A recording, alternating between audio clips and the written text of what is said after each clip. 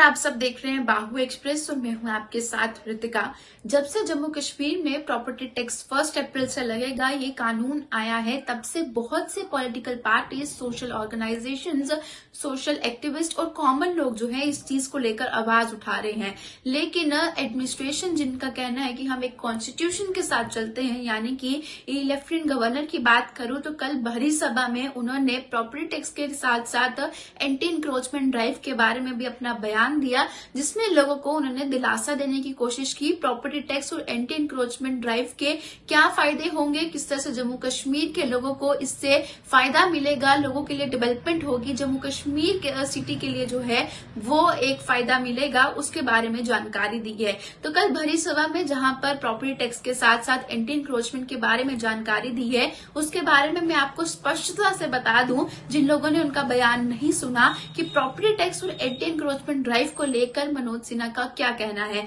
तो दरअसल हम शुरुआत करते हैं प्रॉपर्टी टैक्स से लेकर। तो प्रॉपर्टी टैक्स में हमारे लेफ्टिनेंट गवर्नर का ये कहना है कि जहां पर लोग जो हैं वो जम्मू कश्मीर की भलाई चाहते हैं, जम्मू कश्मीर के लिए डेवलपमेंट चाहते हैं, तो प्रॉपर्टी टैक्स इसलिए लाया जा रहा है ताकि जो जितने भी सालाना डेवलपमेंट वर्क शुरू होते हैं जम्मू कश्मीर में, उसमें इस प्रॉपर्टी टैक्स का फायदा हो। इस प्रॉपर्टी टैक्स जो है वो उन डेवलपमेंट वर्क्स में कंट्रीब्यूट करे। इसी के साथ साथ उन्होंने कुछ एग्जाम्पल्स देकर भी बात की है, जिसकी जानकारी मैं आप लोगों तक भी दूंगी, कि उनका कहना है कि कुछ पॉपुलेशन ऐसी है कि यानी कि 40% पॉपुलेशन ऐसी है जिन्हें प्रॉपर्टी टैक्स नहीं देना होगा, क्योंकि उनकी जो लैंड है, जो उनकी जगह है, वो 1000 स्क्वायर फीट से नीचे है। तो उनका कहना है कि जम्मू और श्रीनगर की बात की जाए 5.20 लाख घर हैं, जिसमें से 2.0 लाख घर जो है वो 1000 स्क्वायर फीट से नीचे आते हैं, यानी कि 40% पॉपुलेशन तो ऐसी हो गई जिन्हें प्रॉपर्टी टैक्स नहीं देना है। उसके बाद अगर आगे की बात की जाए तो 2.03 लाख हाउसेस घर ऐसे हैं जो कि 1500 स्क्वायर फीट से नीचे आते हैं, और ऐसे घर वालों को जो है, ऐसे प्रॉपर्टी ओनर्स को जो है वो प्रॉपर्टी टैक्स सालाना मात्र 1000 रुपए देना है। इसी के साथ साथ उन्होंने ये भी कहा कि 1.0 लाख शॉप्स है जम्मू और श्रीनगर दोनों में, जो कि म्युनिसिपल कमेटीज के लिमिट्स के अंदर आती हैं, जिनमें से 46% शॉप्स ऐसी हैं जो कि 100 स्क्वायर फीट से नीचे हैं, और उनको पूरा एनुअली 700 रुपीज पे करना है। इसी के साथ उन्होंने ये भी मेंशन किया प्रॉपर्टी टैक्स को लेकर कि जैसे हम लोग जिन जगहों पर घूमने जाते हैं, खासतौर से शिमला हो गया, अंबाला हो गया और देहरादून हो गया, इन पर्टिकुलर जगहों का रेफरेंस देके उन्होंने ये भी कहा है कि इन जगहों पर जितना लोग प्रॉपर्टी टैक्स देते हैं, उसका सिर्फ और सिर्फ 10% ही टैक्स, प्रॉपर्टी टैक्स जो है वो जम्मू कश्मीर में लाया गया है। तो जम्मू कश्मीर के लोग जरा दूसरी जगह पे भी नजर घुमाकर देखें कि लोग कितना प्रॉपर्टी टैक्स दे रहे हैं, जबकि गवर्नमेंट उनके साथ कोऑपरेट कर रही है और गवर्नमेंट उनके लिए टैक्स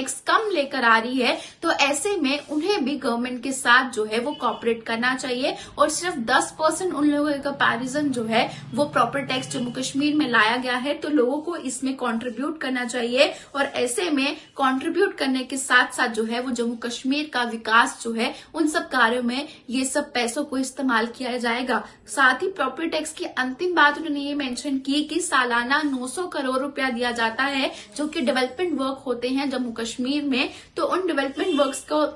में जो 900 करोड़ रुपया सरकार की ओर से जाता है, जबकि लोगों की ओर से प्रॉपर्टी टैक्स आएगा, तो इन डेवलपमेंट वर्क्स में उसका कंट्रीब्यूशन जो है वो देखा जाएगा। रेवेन्यूज जितने भी होंगे प्रॉपर्टी टैक्स के, वो डायरेक्टली म्युनिसिपैलिटीज और कॉर्पोरेशंस के बाद जाएंगे, जो कि जम्मू कश्मीर के विकास कार्य के लिए इस्तेमाल किए जाएंगे। इसके बाद उन्होंने दूसरी जानकारी दी एंटी इंक्रोचमेंट ड्राइव्स के लिए, कि लोग इस चीज को लेकर काफी ज्यादा जो है वो र्यूमर्स फैला रहे हैं, लोगों को भड़काने की कोशिश कर रहे हैं, लोगों को इन्फ्लुएंस कर रहे हैं अपने नेगेटिव थॉट्स के लेकर। उनका कहना है कि लोगों को इस चीज को लेकर लोगों के साथ भड़कने की कोई भी आवश्यकता नहीं है। इसमें किसी भी गरीब परिवार को, गरीब फैमिली को बिल्कुल नहीं छुआ जाएगा, बल्कि जितने भी एनक्रोचर्स हैं, जिन्होंने भारी मात्रा में स्टेट लैंड को ऑक्यूपाई किया हुआ है, लेकिन उनको छोड़ा भी नहीं जाएगा। लेकिन अगर गरीब परिवार है, उन्हें इस एंटी इंक्रोचमेंट ड्राइव में हाथ भी नहीं लगाया जाएगा, उनकी किसी प्रॉपर्टी को नुकसान नहीं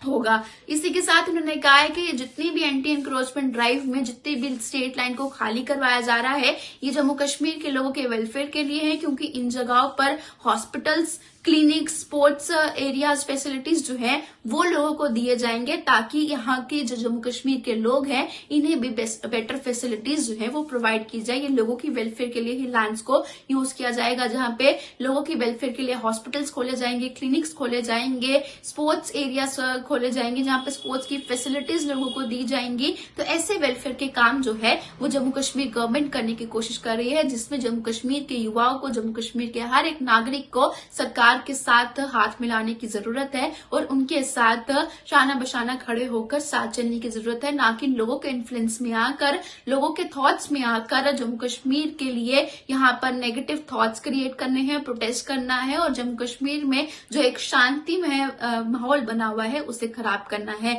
तो प्रॉपर्टी टैक्स और एंटी इंक्रोचमेंट ड्राइव, जो कि जम्मू कश्मीर में इस समय सबसे अहम टॉपिक बना हुआ है, उस अहम टॉपिक पर जो है वो मनोज सिन्हा ने कल एक भरी सभा में अपना बयान दिया है, जो कि आप लोगों के